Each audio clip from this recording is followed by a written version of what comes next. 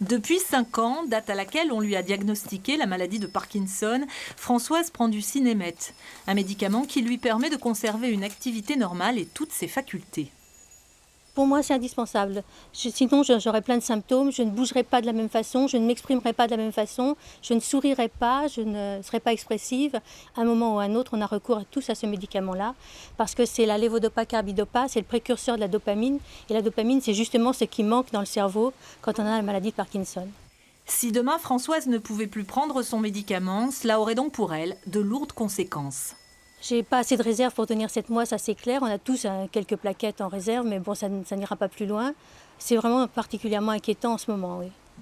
Car depuis des mois, le médicament est régulièrement en rupture de stock. Mais cette fois-ci, la pénurie pourrait durer jusqu'en mars prochain. Actuellement, c'est au compte-gouttes que ces pharmaciennes le délivrent aux patients.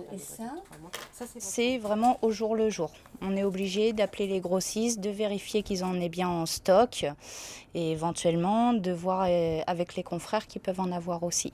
On n'a pas forcément les mêmes fournisseurs, donc on essaye de jongler avec tout ça. Quant au générique, il commence lui aussi à manquer.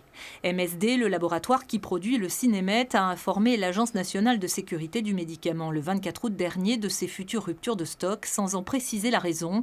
Il préconise aux médecins de prescrire d'autres médicaments, ce qui n'est pas toujours possible.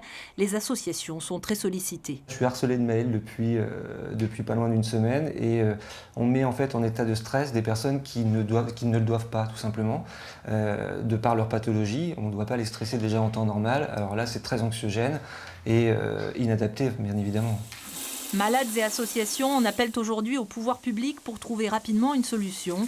En Bretagne, 9000 personnes souffrent de la maladie de Parkinson, 200 000 en France.